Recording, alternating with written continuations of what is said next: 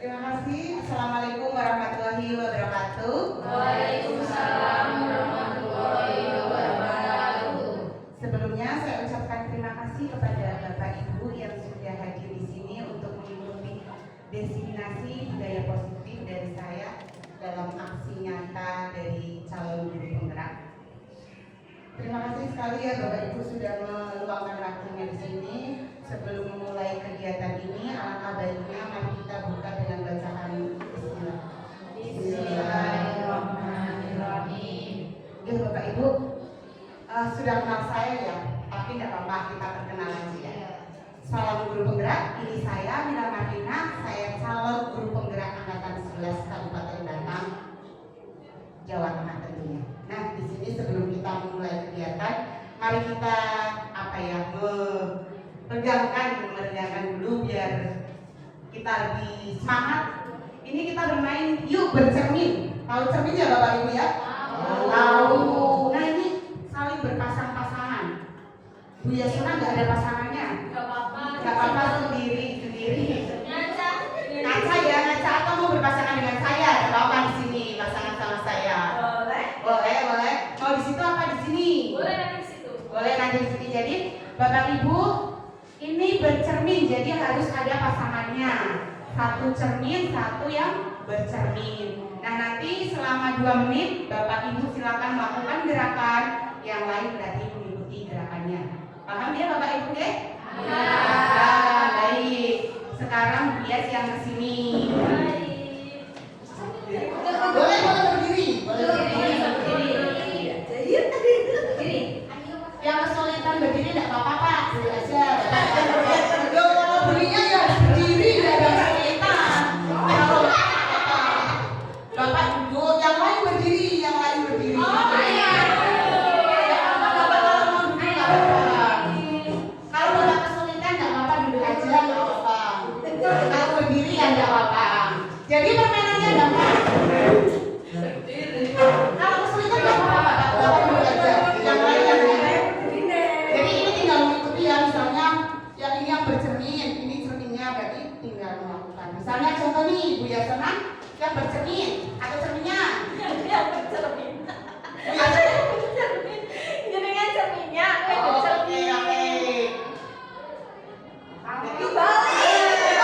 Kali aduh ini oleh ini. Baik Bu Yasona cerminnya, saya yang bercermin. Oke.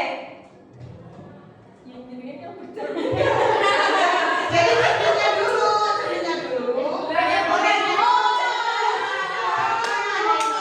Baiklah, ternyata tidak ada yang mantap.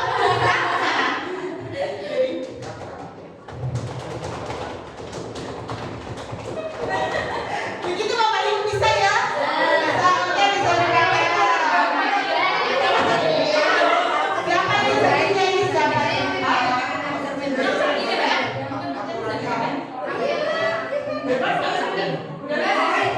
ya, dunia sama cerminnya.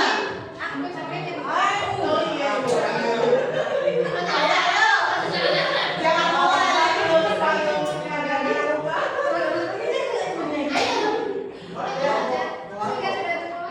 Sudah. Satu, dua, tiga, yuk bercermin yuk.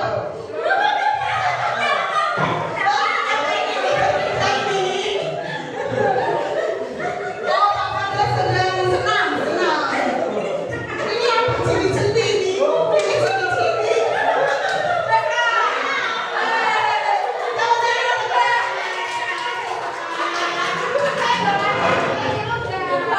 Oh, coba.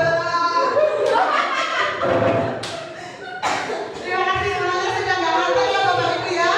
Ini jam-jam rawan ini. Jam-jam rawan ngantuk. Tapi udah nggak ngantuk ya? Terima kasih Bu Yasona sudah menjadi cermin. Jadi semuanya sudah nggak ngantuk. Nanti kita akan mempelajari tentang budaya positif. Tetapi sebelum mempelajari budaya positif, kita akan menyepakati dulu. Di sini ada kesepakatan forum diseminasi.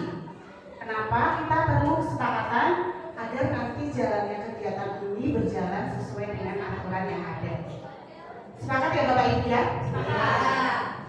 Oke, ini ada beberapa pertanyaan pemantik atau saya kasih contoh untuk memantik nanti Bapak Ibu bisa mencari. Yang pertama, menghargai saat ada yang berpendapat. Setuju nggak Bapak Ibu? Setuju? Oke. Yang kedua, menjaga kebersihan ruangan diseminasi. Sepakat? Nah, yang selanjutnya boleh Bapak Ibu usulkan pendapatnya apa saja. Nanti kita sepakati. Apa? Boleh makan dan minum. Usulan dari Bu Anita. Bagaimana? Boleh apa tidak? Boleh. Yang penting tidak mengganggu ya. Bagaimana Bu Yasona? Boleh ngantuk, tidak boleh tidur. Boleh ngantuk, tidak boleh tidur. Boleh. Yang penting tidak tidur. Sepakat apa enggak? Sepakat. Kalau ngantuk sedikit nggak apa-apa, wajar. Nanti bangun lagi. Ada lagi yang mau diusulkan? Boleh izin ke kamar mandi. Boleh nanti daripada kebelet. Boleh ya Bapak Ibu ya? Boleh. Ada lagi yang mau diusulkan? Boleh makan dan minum. Tadi dia baru. Ada lagi yang mau diusulkan? Cukup? Cukup. Berarti kesepakatan dalam diseminasi hari ini adalah menghargai saat ada yang berpendapat, menjaga kebersihan ruangan diseminasi, boleh makan dan minum, dan boleh izin ke toilet. Begitu ya? Sudah cukup ya? Oke, nanti kita sepakati. Jadi nanti ketika proses diseminasi sampai selesai itu adalah aturan atau kesepakatan yang harus kita lakukan. Nah, di sini untuk menjadi seorang guru yang baik harus memiliki kemampuan dalam mewujudkan budaya positif di sekolah. Nanti budaya positif itu apa akan kita bahas bersama-sama. Budaya positif tersebut dapat dijalankan dengan menerapkan konsep-konsep inti. Jadi dalam budaya positif itu ada konsep intinya. Ada berapa konsep inti dalam budaya positif? Ada 6. Yang pertama itu disiplin positif dan motivasi. Disiplin positif ini harusnya motivasi perilaku manusia. Jadi dalam konsep inti budaya positif yang akan kita bahas nanti ada 6 konsep inti. Pertama, disiplin positif. Yang kedua, motivasi perilaku manusia. Yang ketiga, keyakinan sekolah atau kelas. Keempat, kebutuhan dasar manusia. Dan kelima, posisi kontrol restitusi. Dan yang terakhir adalah segitiga restitusi. Mungkin ada beberapa Bapak Ibu yang sudah mengenal istilah-istilah ini, tetapi ada beberapa yang masih awam. Nah, di sini nanti kita belajar bersama-sama Bapak Ibu. Saya bukan berarti di sini itu paling bisa, paling pintar atau paling tahu, tidak. Kita sama-sama berbagi di sini. Mungkin ada Bapak Ibu yang lebih mengetahui ini. Di sini saya hanya berbagi praktik baik yang sudah saya lakukan. Begitu nggak Bapak Ibu? Nanti kalau ada Bapak Ibu mau berpendapat berbeda atau mau menyampaikan praktek baiknya, pengalaman atau pertanyaan, boleh disampaikan. Nah, selanjutnya kita masuk di poin yang pertama, yaitu disiplin positif. Nah, ini Bapak Ibu pernah mendengar nggak disiplin positif? Ada yang sudah pernah mendengar? Barusan. Kalau kira-kira dari kata disiplin dan positif itu apa? Siapa yang mau memberikan pendapatnya? Bu Hayu, monggo Bu Hayu. Gimana Bu Hayu? Disiplin positif. Sedikit berpendapat ya Bu, mungkin dari kata disiplin itu kan patuh, kalau positif itu baik ya, yang positif bukan negatif. Jadi mungkin kepatuhan yang baik seperti itu. Kepatuhan yang baik. Oke, terima kasih Bu Hayu. Beri aplaus untuk Bu Hayu. Oke, Bu Hayu, disiplin positif. Disiplin itu kepatuhan yang baik. Ada lagi yang mau berpendapat? Bu Dati, monggo Bu Dati. Menurut saya lebih ke kebiasaan yang baik atau kebiasaan yang positif seperti itu yang bisa dilakukan dalam jadi di suatu sekolah seperti itu. Oke, terima kasih Bu Dati. Tepuk tangan juga buat Bu Dati. Jadi benar ya Bu Dati maupun Bu Hayu bahwa disiplin positif itu memang sesuatu yang baik yang sudah tertanam dalam diri agar kita menjalankan suatu kebiasaan yang baik. Untuk lebih jelasnya kita bisa simak di sini. Mana? Ting. Nah, di sini disiplin positif. Apa sih disiplin positif?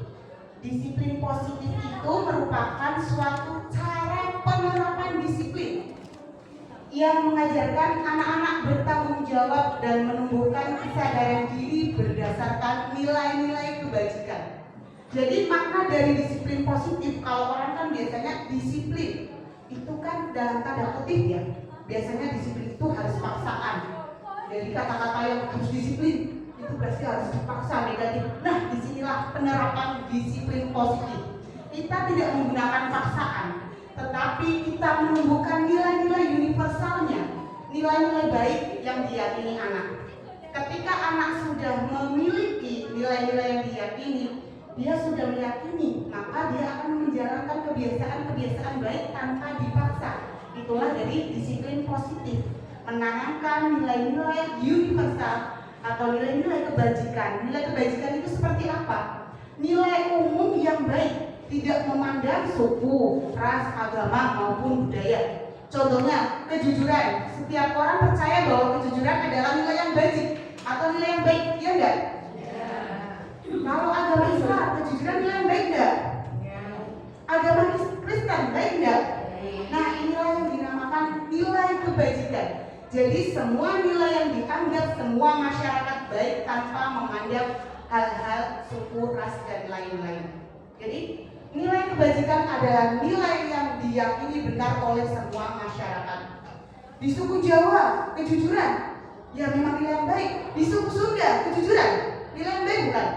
Baik. Di semua Indonesia, kejujuran adalah nilai yang baik. Selain kejujuran, ada nilai apa saja? Banyak. Kemandirian, tanggung jawab.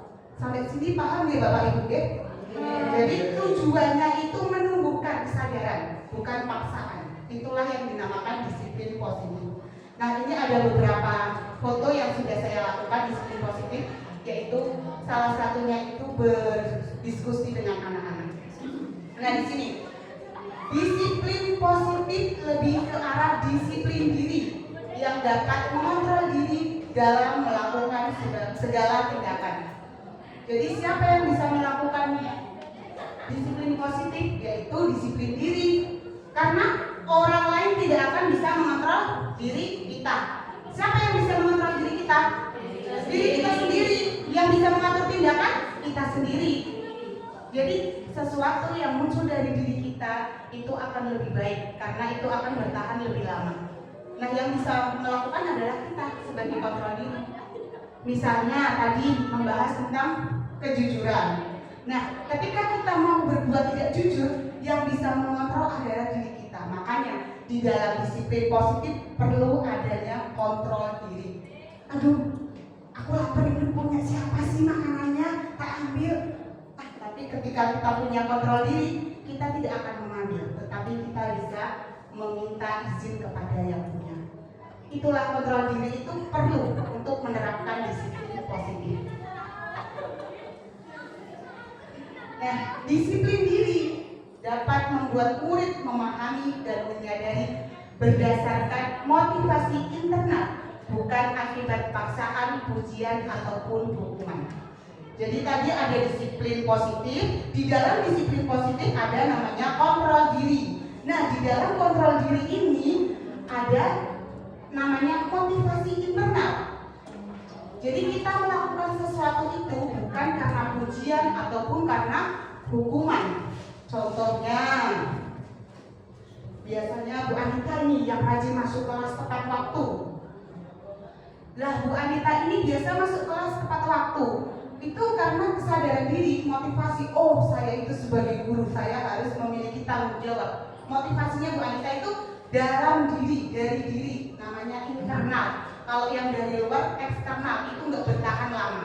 Tetapi motivasi internal itu motivasi yang akan terus ada pada diri. Jadi bukan karena paksaan, dipaksa sama kepala sekolah, soalnya di grupnya disepil-sepil, Bu Anita belum masuk kelas, bukan. Atau karena ingin pujian, rajin masuk kelas, soalnya ada CCTV nih, biar kelihatan rajin, bukan juga.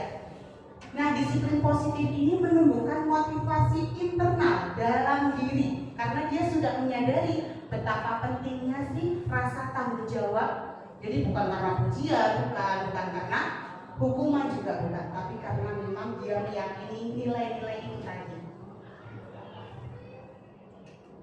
Nah, di sini tadi kita berbicara tentang nilai-nilai kebajikan. Nilai kebajikan sudah dicetuskan oleh Pak Menteri dalam profil pelajar Pancasila. Semuanya di sini itu adalah sebuah nilai kebajikan yang universal. Saya yakin di daerah manapun, di agama manapun sepakat bahwa ini adalah nilai yang baik. Nah, tadi kejujuran kira-kira masuk yang mana? Itu juga ada semuanya di sini. Semua nilai sudah tercover dalam profil pelajar Pancasila.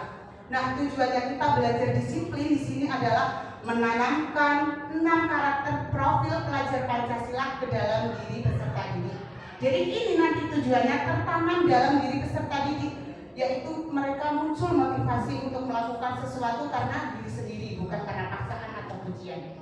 Dia sudah terbiasa melakukan kontrol diri sehingga terbentuk disiplin positif, suatu kebiasaan-kebiasaan baik di dalam sekolah. Nah, di sini profil pelajar Pancasila, ini Bu Hayu nih paling bisa nyanyinya di profil pelajar Pancasila nih. Tapi kita nggak usah bernyanyi, nggak apa-apa. Di sini ada beriman, bertakwa kepada Tuhan Yang Maha Esa dan berakhlak mulia. Ini sudah mencakup banyak hal ya, berakhlak mulia, termasuk bagaimana hubungan kita dengan sesama ya, sosialisasi itu sudah termasuk dalam berakhlak mulia. Jadi Pak Nadiem ini sudah meng-cover semuanya dalam 6 pilar Pancasila ini. Jadi saya yakin ini yang akan kita tanamkan kepada murid-murid kita nantinya. Kalau benar-benar kita bisa menanamkan 6 karakter ini, insya Allahnya nanti lulusannya menjadi insan yang benar-benar mandiri dan menurut Ki Hajar Dewantara bisa merdeka bebas dengan segala pilihannya. Nah, ini ada poin yang kedua tentang motivasi perilaku manusia. Setiap orang melakukan sesuatu pasti ada motivasinya. Iya enggak? Ya. Kira-kira Bapak Ibu datang ke sini motifnya apa ya? Belajar, Cari ilmu, berpengalaman. Ada yang nggak apa-apa datang lumayan daripada kebut. Di sana siapa tahu bisa mengisemi teman, seru-seruan kan bisa ya. Terus Bu ada jajannya nggak Bu? Ada. Oke, saya datang Bu. Jadi alasannya bermacam-macam. Ada yang aku mau cari ilmu, aku nggak tahu ini. Ada yang kok aku diajak koconi daripada nanti aku dibully temennya nggak mau ikut aja. Nggak apa-apa, soalnya nanti di sana dapat makanan, nggak apa-apa. Jadi berbeda-beda ya Bapak Ibu datang ke sini alasannya ya. Nah, kira-kira setiap perilaku kan punya alasan. Itu ada alasan apa saja kita lihat di sini. Nah, pertama, 3 motivasi perilaku manusia untuk menghindari ketidaknyamanan atau hukuman. Tadi yang datang, aku datang daripada nanti aku dibully sama teman-teman, itu menghindari ketidaknyamanan. Misalnya Putri sudah ditegur, terus Ibu Mus sudah mau kesini. Sebenarnya Putri nggak mau, tapi daripada nanti dibully sama Bu Mus, nggak mau menghindari ketidaknyamanan. Tapi semoga tidak ya Putri ya, 100. Jadi semoga memang benar-benar menuntut sesuatu yang baru, menuntut ilmu yang baru. Nah ini tadi Pak Fajar belum makan, udah tanya nanti dapat makanan nggak?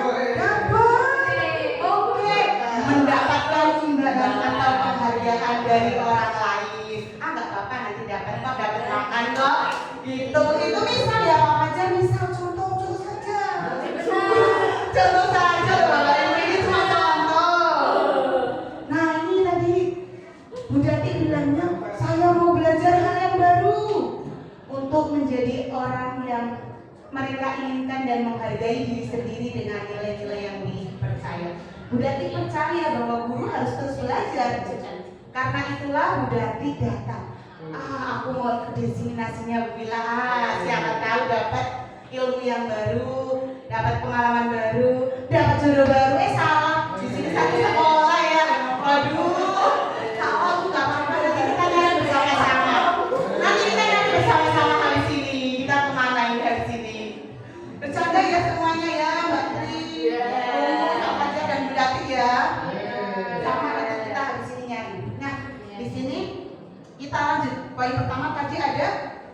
disiplin positif. Kedua ada motivasi perilaku manusia. Poin ketiga ada namanya keyakinan sekolah atau kelas.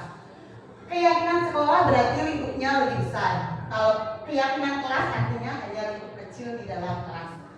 Nah, kenapa sih harus keyakinan kelas atau keyakinan sekolah? Kenapa tidak peraturan saja? Peraturan kelas, peraturan sekolah. Kira-kira kenapa ya Bapak Ibu ya? Kenapa kira-kira? Ini siapa yang mau berpendapat ini? Bu Anita, silakan Bu Anita.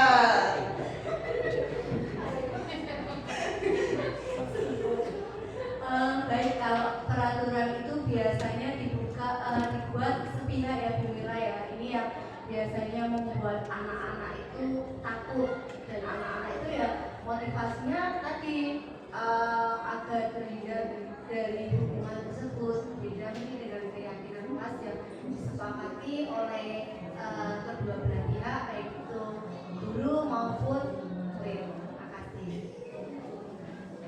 Luar biasa sekali ya Bu Anita. Tepuk tangan dong buat Bu Anita. Terima kasih Bu Anita. Benar sekali. Apa yang disampaikan Bu Anita itu betul sekali, bahwa keyakinan dan peraturan itu beda. Kalau peraturan biasanya murid melakukan sesuatu untuk menghindari ketidaknyamanan, menghindari hukuman. Tetapi kalau keyakinan karena sudah disepakati bersama, itu biasanya anak lebih bisa menjalankan. Nah, seperti apa kita akan melihat lebih jauh. Nah, di sini keyakinan sekolah atau kelas. Izin ke belakang ya. Oh iya, silakan. Terima kasih. Keyakinan sekolah atau kelas. Jadi guru berperan dalam mewujudkan terbentuknya keyakinan sekolah atau kelas dengan adanya kesepakatan antara guru dan murid. Betul sekali yang disampaikan Bu Anita, bahwa yang namanya keyakinan itu ada dua arah, bukan searah. Jadi ada komunikasi efektif antara seorang guru dan juga murid. Jadi membentuk keyakinan nggak boleh langsung gini, datang harus tepat waktu. Enggak, tetapi harus ada komunikasi. Atau dilarang terlambat, dilarang membuang sampah. Itu tidak, itu bukan keyakinan. Tetapi yang namanya keyakinan kelas yang nantinya menjadi kesepakatan kelas itu adalah dua arah.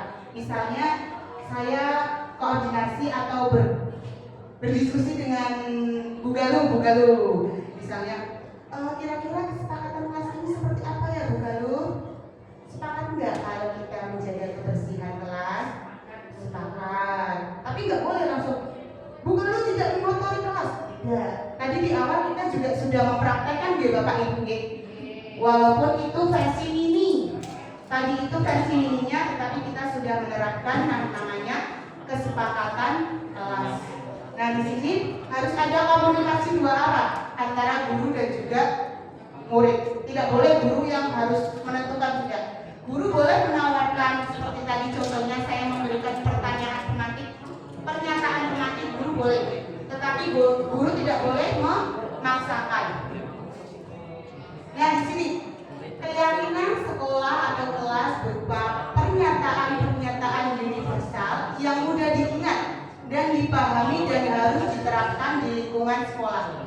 Jadi keyakinan itu harus berupa pernyataan-pernyataan yang umum yang bisa diterapkan.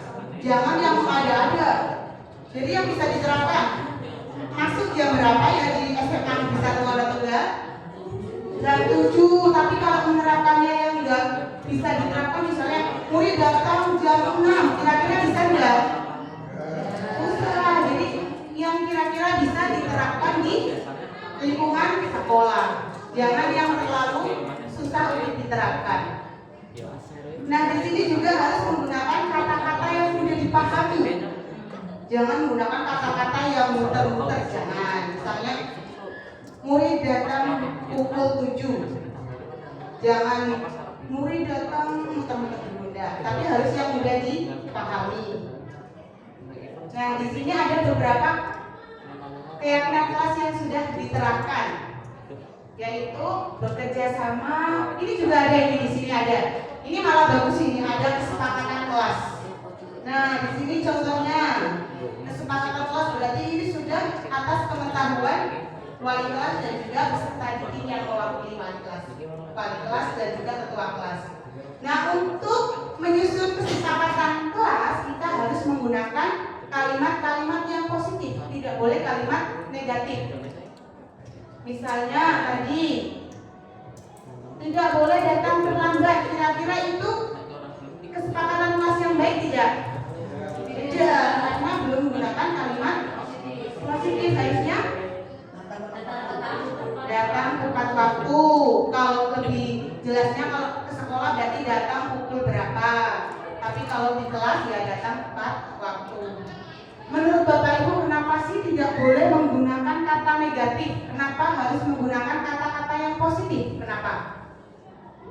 Pasti pertanyaannya seperti itu ya. Pasti pertanyaan, kenapa nggak boleh kata-kata yang negatif? Kenapa harus positif? Misalnya, tidak boleh bermake up. Kira-kira positif negatif? Negatif.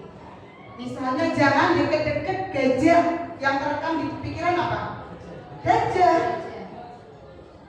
Jangan buka webnya, yang dibuka malah webnya. Karena secara psikologi ini kata negatif itu tidak terekam.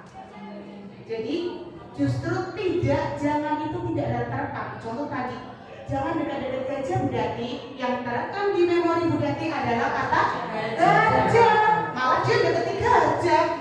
Habis itu dimaafin sama gajah. Terus jangan buka webnya itu, wah malah dibuka sama dia penasaran. Karena tidak itu tidak terekam secara psikologi. Yang terekam adalah kata-kata selanjutnya positif.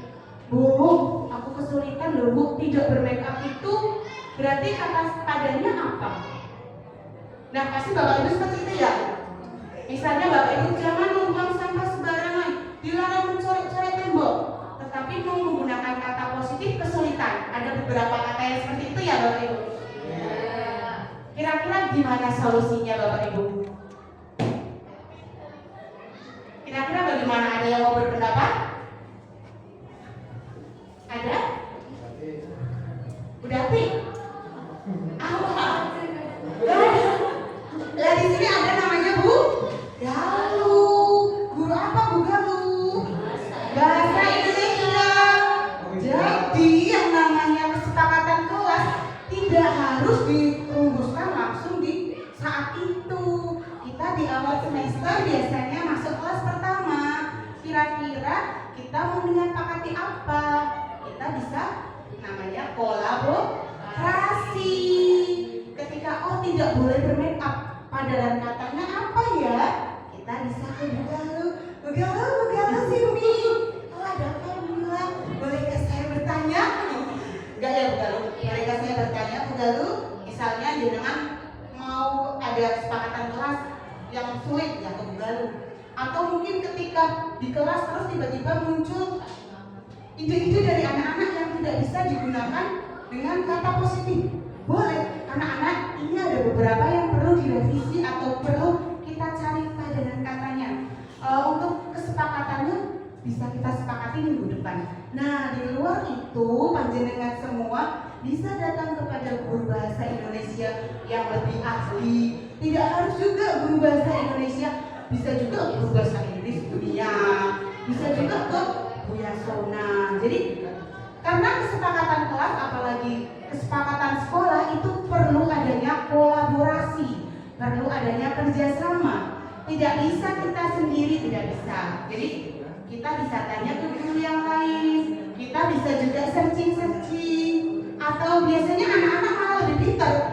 Jadi ketika di kelas kita bisa tanya, nah kira-kira padanan tidak bermake up apa?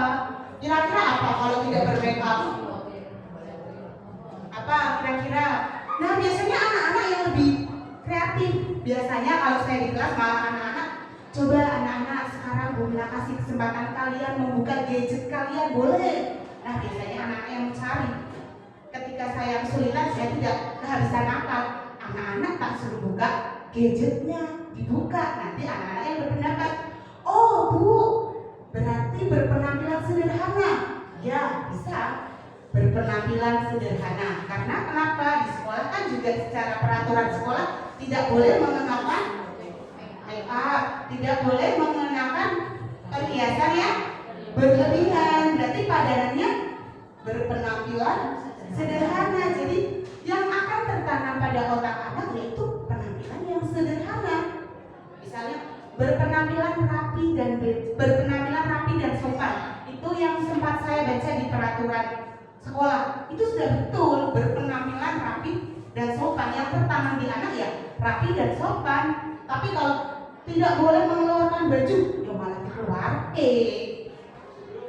Anak-anak itu sebenarnya kalau kita ajak diskusi bersama itu pinter. Seperti biasanya saya diskusi sama anak-anak. Bu, kenapa sih harus bersepatu hitam, tidak boleh putih? Ya yang kita tekankan, kita bersepatu hitam karena kita cari alasannya, kita sampaikan ke anak-anak. Jadi anak-anak itu paham nilainya, bukan paham larangannya. Bukan paham, tidak boleh sepatu selain hitam, enggak, tetapi paham nilainya. Kenapa sih nak kalian harus bersepatu hitam? Karena ini untuk menghindari kesenjangan sosial. Itu salah satunya kenapa murid-murid harus berseragam sama. Karena latar belakang antara satu murid dengan murid lain berbeda, status ekonomi berbeda, status sosial berbeda. Nanti akan ada gap kesenjangan antar murid. Kenapa diseragamkan? Agar kalian belajar toleransi. Nah, nilai-nilai seperti itu yang ditanamkan ke murid, bukan justru larangannya yang ditekankan, tapi justru nilai-nilainya. Oh, dengan bersepatu hitam itu kita diajarkan untuk toleransi, kita diajarkan untuk menghargai.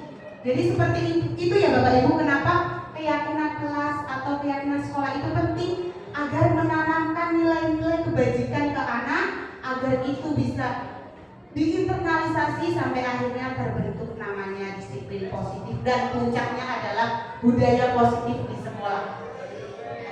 Sampai sini ada yang mau ditanyakan buat Bapak Ibu? Tidak, belum. Kita lanjut ya. Biar gak ngantuk. Ini Bu Mila masih suka dengan pasang-pasangan. Aduh, ayo biasanya pasangannya Bu Dati. Ya udah, Bu Dati sama Bu Yasona biar punya pasangan. Nanti kita bersama-sama cari pasangan ya Bapak. Ya Bapak, kalau misalnya kesulitan berdiri, nggak usah berdiri, nggak apa-apa. Yang tidak kesulitan boleh berdiri ya, tetapi yang memang kesulitan berdiri atau ada kendala tidak apa-apa, tetap duduk. Yo, kita ice breaking apa lagi? Atau ada yang mau memimpin ice breaking? Gak ada? Kalau ada nggak apa-apa. Mau? Oh mau? Biasanya jadi pesertanya, Bayu yang mimpin ice breakingnya apa ice breakingnya? Penyanyi aja kok biar ngantuk. Oh boleh. Ini tepuk tangan untuk Bu Hayu. Ini spesialis nyanyi bernyanyi nih. Spesialis ini. Bapak Ibu biar tidak sepaneng ya. Kita bernyanyi sambil bergerak. Pernah ya? Bapak Ibu pernah TK ya?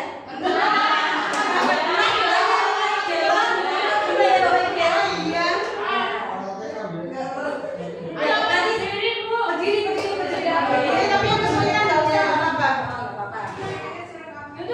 Ya, nanti seperti ya. Duduk aja kalau memang berkendala nggak apa-apa. Bapak duduk aja nggak apa-apa kalau terkendala. Oke, nanti seperti ini ya. Kita nyanyi naik dalam bersama-sama. Saya cobakan terlebih dahulu.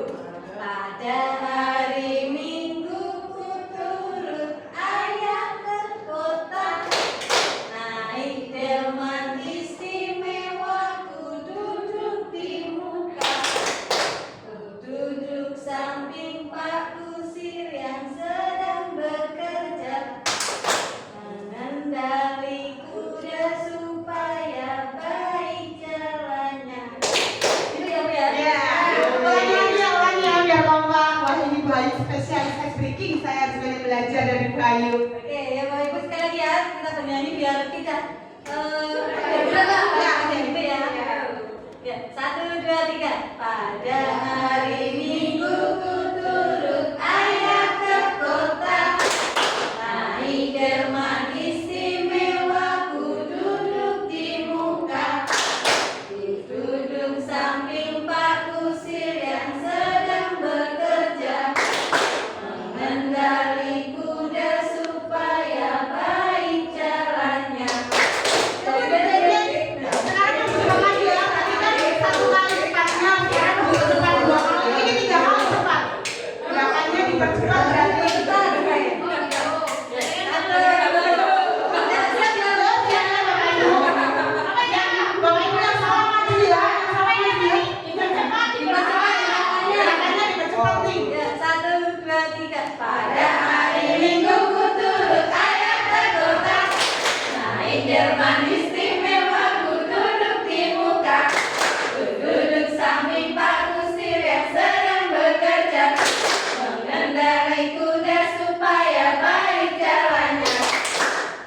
tak tiktuk, tik tak tiktuk, tik tak tiktuk.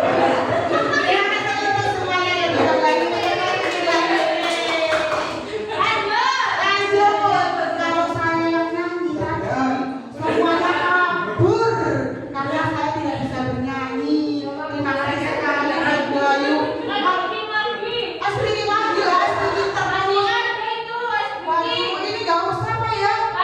Oh lanjut asli, baiklah yang gampang aja. Saya takutnya dulu. Oke, yang gampang aja kita bermain warna. Jadi ada dua warna. Warna apa ya? Biar yang milih hijau dan hitam. Nah, sekarang yang masing-masing milih hijau apa hitam, hitam apa hijau? Hitam. Yuk, tinggal pilih. Ini berarti hijau. Hijau berarti hitam. Hijau hitam.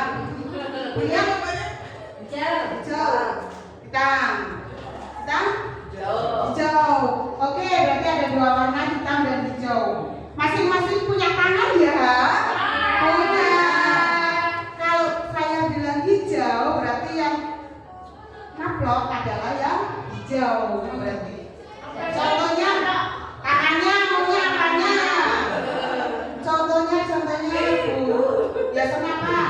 Nah, saya hijau, berarti kalau hijau ya biasanya menghindar saya. Gitu ya.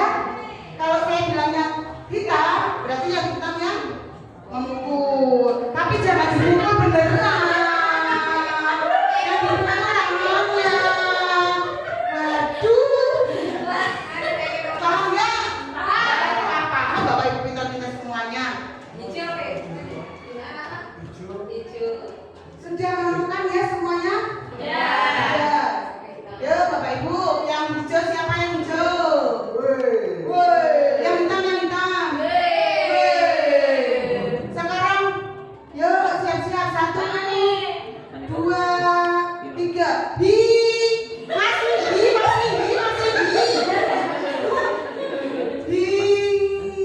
Hitam.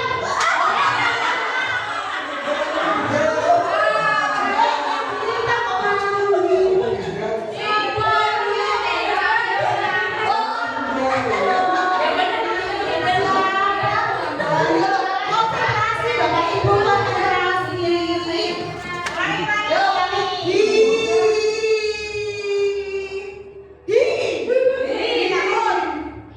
hijau.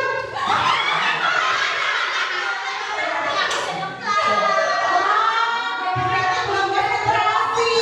konsentrasi. Kalau hitam, belum kita sampai. Bapak Ibu, kalau hitam yang saya sebut berarti yang hijau menghindar. Kalau hijau yang saya sebut, hijau memukul, hitam menghindar. Wah, Bu Yasona ternyata yang sama. Sekali lagi ya, biar konsentrasi. 1, 2, hijau. Hijau dan hitam.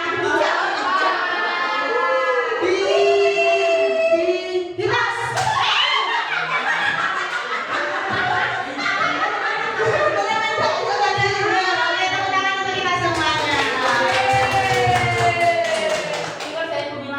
Gak apa-apa, biar gak ngantuk Bapak Ibu. Di sini kita ya biar mencari kesenangan juga, biar gak ngantuk. Memenuhi mana ini? Kita memenuhi kebutuhan apa? Kebutuhan kesenangan, kebutuhan hidup, kebutuhan kebebasan. Nanti akan kita bahas di poin yang selanjutnya. Nah ini betul sekali.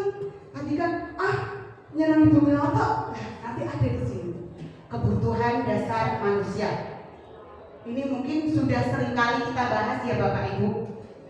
Nah, ketika seorang murid melakukan suatu perbuatan yang bertentangan dengan nilai-nilai kebajikan atau melanggar peraturan, hal itu sebenarnya karena mereka gagal memenuhi kebutuhan dasar mereka.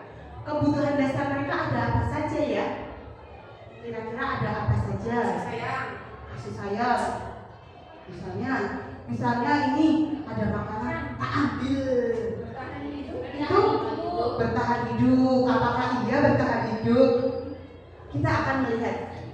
Nah, barangkali bisa jadi saya cuma iseng loh ngambil makanan. Karena itulah kita perlu memahami kebutuhan dasar murid. Kenapa kita perlu memahami? Agar kita memahami kenapa sih alasannya murid melakukan pelanggaran atau melakukan kesalahan. Karena dia apa yang perlu dipenuhi? Apakah karena bertahan hidup? Apa karena dia butuh kasih sayang, penguasaan, atau kebebasan, atau kesenangan? Biar lebih gampangnya, ini ada contoh kasus. Wah, ini nih contoh kasusnya. Ini Ibu Sulaiha. Ya udah diganti aja. Ibu Mila, seorang guru BK kelas 12 Umat Tiara 2, sedang bingung menghadapi pula salah satu murid di kelasnya yang bernama Tommy. Beberapa anak telah mengeluhkan Tommy yang seringkali meminta bekal makan siang mereka dengan paksa. Jadi Bu Mila nih masih bingung, ada murid Tommy suka meminta bekal temannya dengan paksa. Nah, jika Anda menghadapi situasi seperti Ibu Mila, apa yang akan Anda lakukan? Menurut Anda kira-kira apa alasan Tommy melakukan tadi? Kan tadi ada banyak ya, banyak kebutuhan dasarnya. Yang pertama kebutuhan berharga hidup itu berarti yang seperti apa? Makan, minum, sandang, papan, pangan ya.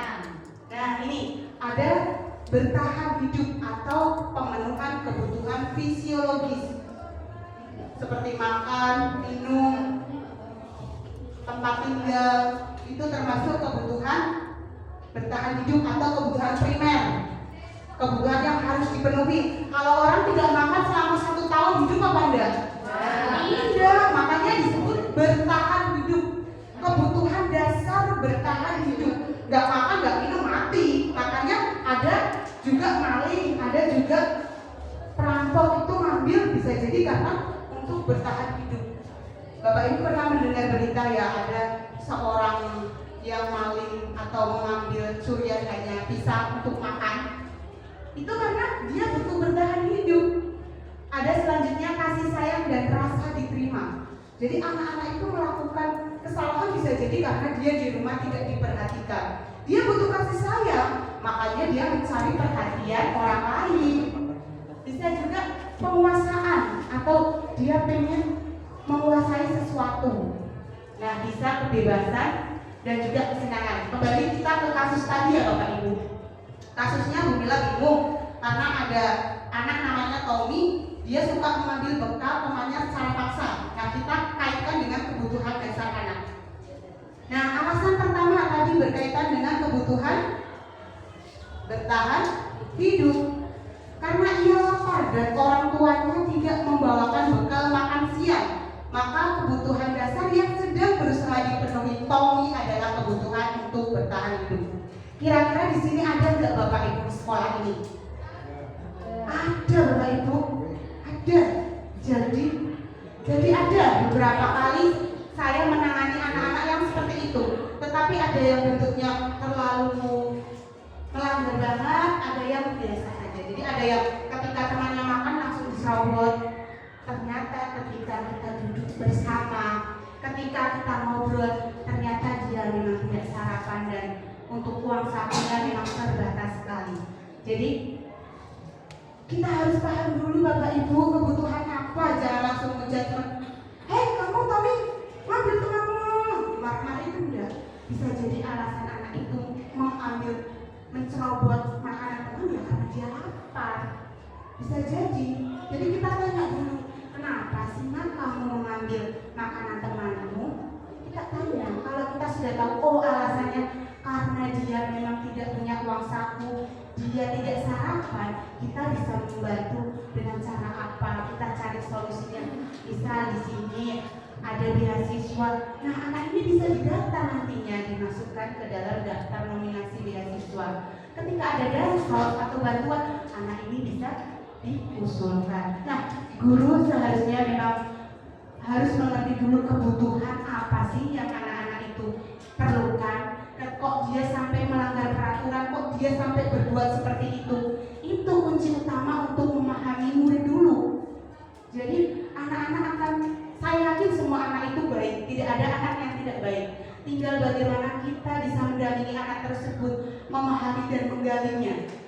Dia mencerobot makanan teman secara kasat mata, dia tidak baik, tapi tidak ada alasan. Jadi kita gali dulu alasannya, karena dia belum makan untuk bertahan hidup. Masuk di yang kedua tadi apa? Apa tadi? Kasih sayang. Karena dia merasa senang temannya memperhatikan dia. Jadi dia bukan karena lapar, tidak. Dia karena butuh perhatian, makanya mencari perhatian. Ketika temannya melaporkan tindakan itu pada gurunya, gurunya memberitahu orang tuanya jadi memperhatikan dia. Maka kebutuhan dasar yang dipenuhi Tommy adalah kebutuhan akan kasih sayang dan rasa diterima. Dia malah senang kalau gurunya menghubungi orang tua. Pernah saya menghadapi murid yang seperti itu. Kalau kamu terus seperti ini, sebelum saya belajar ini ya, saya menemui murid yang seperti itu. Tak panggil orang tuamu. Iya bu, gak apa-apa, panggil aja. Justru seperti itu. Nah, setelah saya tahu ini, oh anak itu adalah anak yang kurang kasih sayang. Orang tuanya memang broken home. Jadi broken home di sini bukan berarti cerai ya Bapak Ibu. Broken home adalah ketidakharmonisan dalam suatu rumah tangga. Misalnya peran bapak tidak berjalan dengan baik, peran ibu tidak berjalan dengan baik, komunikasi di keluarganya juga tidak berjalan dengan baik. Jadi tidak mesti harus yang bercerai, tidak. Broken home itu ketidakharmonisan dalam keluarga. Nah, pernah saya panggil, loh kok malah kamu nantang sama Mila? Ternyata orang tuanya jarang di rumah, bahkan dia tidak pernah komunikasi. Akhirnya dengan cara dia membuat pola di sekolah, orang tuanya dipanggil, dia malah senang. Anak itu sebenarnya hanya ingin memenuhi kebutuhan akan kasih sayang dan rasa diterima. Tetapi anak itu memilih jalan yang salah. Nah, tugas kita di sini adalah Bapak Ibu membimbing mereka. Ayo, kalau memang kamu keluarganya seperti itu, ya bagaimana caranya? Kita cari solusinya bersama-sama. Jadi yang nyari solusi bukan Bapak Ibu guru, tetapi berdiskusi dengan anak. Biarkan anak itu diberi tanggung jawab menyelesaikan masalahnya. Alasan yang ketiga, tadi karena apa? Penguasaan atau kekuasaan. Nah di sini, karena temannya jadi takut dengan dia dan menuruti keinginan, maka sebetulnya Tommy sedang berusaha memenuhi kebutuhan dasar akan kekuasaan. Dia perlu ditakuti temannya, perlu dianggap sama teman-temannya, makanya dia mengambil makanan teman-temannya. Nah, alasan keempat karena kebebasan. Kebebasan itu yang seperti apa? Biasanya bosan ya, itu masuk dalam kebebasan. Nah, di sini karena dia merasa bosan dengan bekal makanan yang dibawakan ibunya dari rumah. Karena ibunya selalu membawa bekal yang sama. Oleh karena itu dia ingin mencoba makanan yang beraneka ragam. Maka Tommy sedang berusaha memenuhi kebutuhan dasarnya akan kebebasan. Nah, di sini Bapak Ibu diperhatikan juga anak-anaknya. Kalau misalnya dia melakukan kayak itu bisa jadi karena dia pengen sesuatu yang baru, bebas. Masa makannya tempe goreng lagi, kan siapa tahu pengennya bakwan goreng, ayam goreng lagi, kan bisa jadi pengennya ayam opor. Nah di sini sama, kalau ini kan contohnya makanan, nanti bisa diterapkan dalam kegiatan yang lain. Misalnya anak melakukan pelanggaran, misalnya ini, oh anak itu kok memakainya sepatu yang berbeda. Nah bisa jadi dia pengen bebas, pengen mengekspresikan dirinya. Oh anak itu kok di kelas kok cuma tidur, bisa jadi karena bosan di kelas. Lah inilah tugas kita untuk mengintrospeksi diri kita, kira-kira pembelajaran apa sih yang tidak membosankan untuk anak-anak. Nah di sini yang terakhir itu terkait dengan kesenangan. Jadi bisa jadi alasan Tommy melakukan itu karena cuma iseng saja, ingin menikmati ekspresi teman-temannya yang salah. Karena diambil makanannya, menurut Tommy itu ekspresi teman-temannya itu lucu, maka Tommy sedang berusaha memenuhi kebutuhan akan kesenangannya. Dari studi kasus ini bisa dipahami ya Bapak Ibu, kenapa anak-anak melakukan kesalahan. Jadi tugas kita adalah mencari tahu kebutuhan apa sih yang sedang mereka ingin penuhi. Ketika kita sudah bisa mencari tahu alasannya, maka kita akan lebih mudah untuk memberikan bimbingan kepada anak. Nah, di sini ada posisi kontrol restitusi. Ada 5 posisi kontrol restitusi. Ini ada guru sebagai penghukum, terus ada guru sebagai pembuat merasa bersalah, guru sebagai teman, guru sebagai pemantau, dan guru sebagai manajer. Kira-kira Bapak Ibu biasanya ada di mana? Bunia. Biasanya ada di mana? Kalau saya seringnya biasanya pada saat menjadi guru pemantau pada saat piket Bu. Pada saat piket. Iya, jam berapa gitu mengingatkan mereka ya seperti itu. Kalau Bunia biasanya sebagai pemantau karena di saat piket itu mengingatkan. Kalau yang lain siapa ya? Siapa? Ayo, siapa yang mau berpendapat? Pak Fajar biasanya di mana? Pak Fajar biasanya sebagai penghukum, itu biasanya kalau anak melakukan kesalahan langsung hukum. Terus kalau pembuat merasa bersalah biasanya kamu kok gitu sih? Kamu gak takut bapak dimarahin bu kepala sekolah? Itu pembuat rasa bersalah. Kalau sebagai teman, jangan gitu lah, bisa-bisa aja. Terus pemantau, ayo aturannya apa? Nah, kalau sebagai manajer ini biasanya yang komunikasinya 2 arah. Biasanya Pak Fajar di posisi yang mana? Tidak apa-apa, di posisi yang mana? Oh, kalau Pak Fajar biasanya sebagai teman. Oke. Benar, saya juga dulu sama seperti Bu Lia, seperti Pak Fajar, bahwa biasanya kadang sebagai pemantau, kadang sebagai teman. Nah, setelah kita pelajari ini nanti semoga kita paradigmanya bergeser ya. Nah, ini perbedaannya. Kalau kita sebagai penghukum atau pembuat rasa bersalah, itu kita akan membuat identitas gagal anak. Jadi anak-anak tidak sukses, tapi gagal identitasnya. Kalau kita sebagai teman, pemantau, dan manajer, itu kita bisa mendidik anak secara identitas yang berhasil. Tapi bedanya apa? Kita pahami. Identitas gagal ada penghukum dan pembuat rasa bersalah. Ini mungkin Bapak Ibu sudah langsung bisa memahami, saya yakin karena Bapak Ibu di sini sudah sering melakukan, dan di sini juga teman dan pemantau ini memang membuat identitas berhasil. Tetapi itu karena dorongan dari luar, eksternal. Yang paling bagus adalah identitas berhasil dengan kita memposisikan diri sebagai manajer. Karena dengan posisi manajer, murid menggunakan kontrol diri yang tadi di awal tadi. Jadi kontrol diri bukan karena kontrol dari luar. Jadi ada tidaknya Bapak Ibu, murid akan melakukan hal-hal yang positif. Kalau yang identitas berhasil di teman atau pemantau, dia kontrolnya dari luar. Ada Bapak Ibu guru, berarti bajunya tak masukin. Itu kalau di teman atau pemantau karena kontrolnya dari luar. Tapi kalau kontrolnya dalam diri, itu sebagai manajer ya ada ataupun tidak Bapak Ibu, ya pasti dimasukkan bajunya. Oke? Nah, posisi kontrol restitusi. Di antara 5 posisi kontrol tersebut, sebaiknya seorang guru menggunakan posisi kontrol sebagai manajer. Sebagai manajer, guru dapat berbuat sesuatu bersama murid, mempersilakan murid bertanggung jawab dan mendukung murid agar menemukan solusi. Selain itu, posisi manajer mengacu pada restitusi yang menjadikan murid sebagai manajer bagi diri sendiri sehingga dapat tercipta identitas positif pada murid. Nah, jadi Bapak Ibu kenapa harus posisi manajer? Karena dengan posisi manajer anak diajar bertanggung jawab atas perilakunya. Kalau misalnya anak memecahkan piring, terus dia suruh berlari, kira-kira itu posisi manajer bukan Bapak Ibu? Bukan.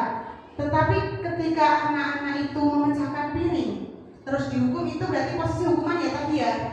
Kalau misalnya memecahkan piring, terus suruh membereskan piring, itu posisi apa? Itu konsekuensinya ya. Tetapi ketika memecahkan piring, anak itu diminta berdiskusi bagaimana tanggung jawab dan lain sebagainya, terus anak-anak menemukan solusinya, itulah Jadi anak-anak sadar, oh saya memecahkan piring, berarti lain kali saya harus lebih berhati-hati. Oh karena saya memecahkan piring, saya juga harus membereskan dan mengganti. Itulah posisi manajer. Nah, untuk posisi manajer ada selanjutnya poin segitiga restitusi.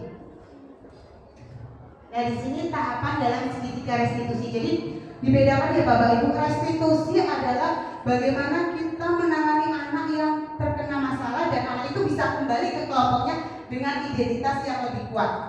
Bukan hanya konsekuensi, bukan hanya kamu memecahkan piring, artinya ya kamu mengganti, enggak, itu hanya konsekuensi. Tetapi dalam restitusi anak itu diajak mencari solusinya, lalu anak itu meyakini, oh ternyata saya seperti itu salah, saya harus seperti ini.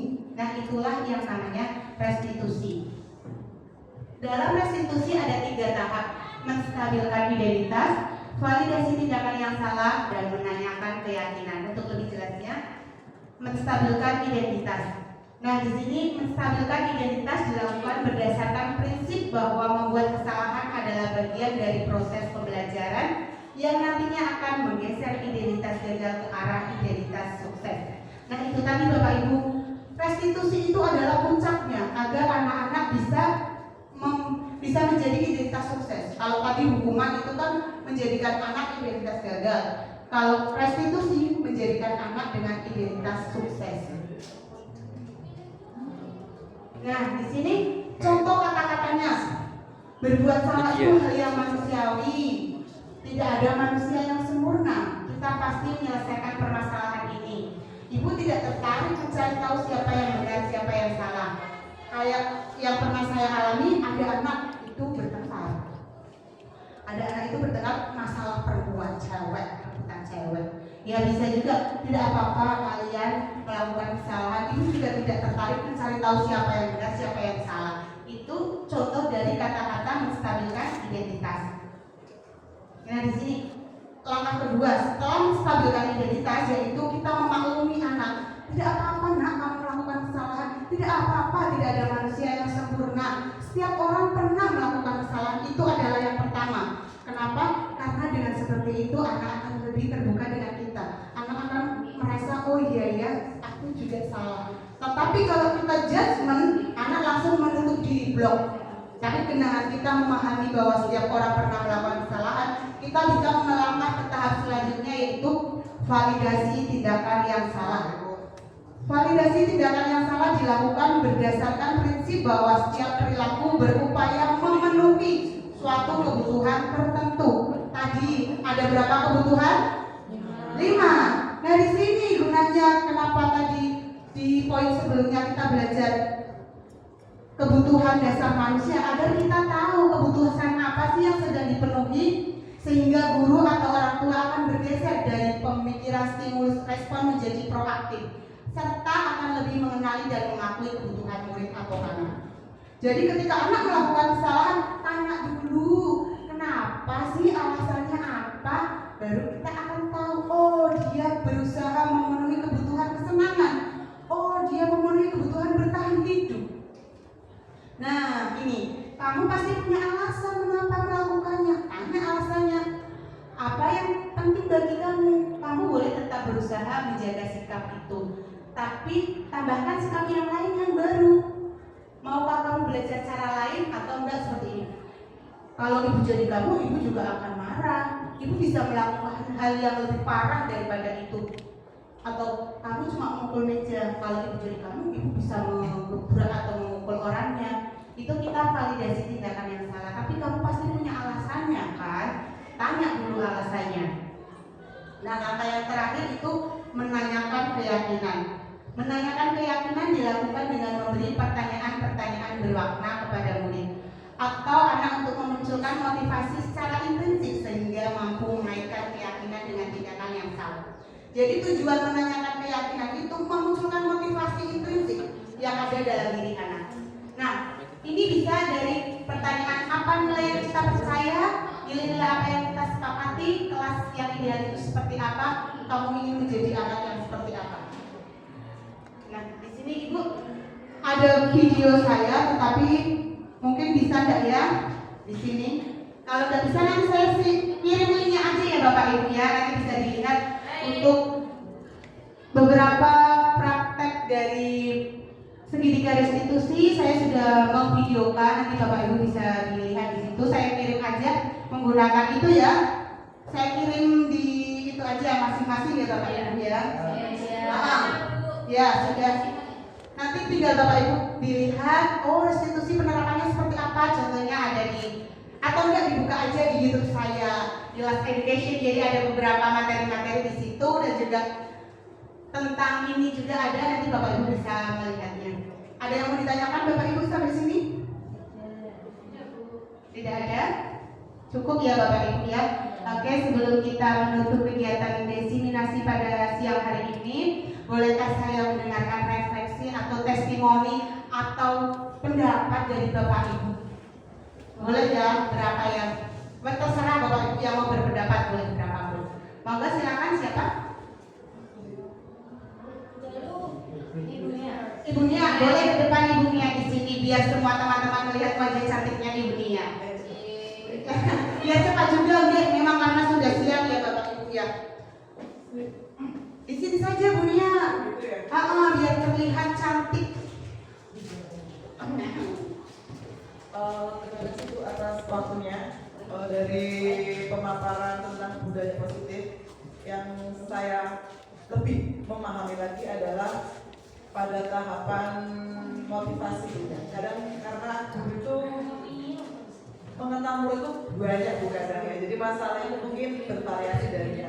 Kalau kita tidak tanya alasan mereka kata-kata memenuhi kebutuhan perilaku tadi, jangan-jangan kita dulu pada diri anak pada diri kita sendiri. Makanya teori ini setidaknya menjelaskan pada kita bahwa menjadi seorang guru yang baik setidaknya kita pahami anak, pahami situasi kondisinya, dan kita tetap mencari solusi bersama. Terima kasih Bu Dia, beliau untuk Bu Dia. Semangatnya Bapak Ibu.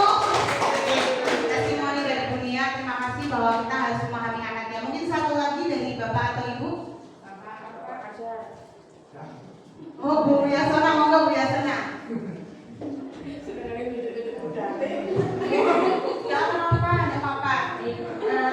Terima kasih Bu Mila untuk waktunya. Sudah bagus sekali ya tadi pemaparan dari Bu Mila tentang disiplin positif, tentang segitiga restitusi ya, dimana kita itu harus tahu latar belakang anak dulu melakukan sesuatu, tidak bahasa Jawanya berdunduk gitu langsung kita dikasih hukuman seperti itu. Mungkin saya juga salah satu seseorang yang masih sering menggunakan hukuman ya Bu ya. Mungkin dengan adanya ini dari Bu Mila, saya bisa lebih baik lagi, lebih bisa memahami anak lagi, dan bisa melakukan segitiga restitusi untuk sebagian anak yang ada di sekolah kita ini. Terima kasih Bu Mila, terima kasih. Assalamualaikum warahmatullahi wabarakatuh. Assalamualaikum Bu Yasona. Baik, terima kasih sekali Bapak Ibu atas kerawuhan panjenengan semua. Semoga ini bisa bermanfaat. Kita sebagai guru mari sama-sama terus belajar. Semoga bisa mengantarkan anak didik kita untuk merdeka, bahagia dan sukses ke depannya. Mari kita mengucapkan hamdalah sebagai akhir kegiatan ini. Alhamdulillah. Semoga tergerak, lekas bergerak, dan mari menggerakkan. Assalamualaikum warahmatullahi wabarakatuh.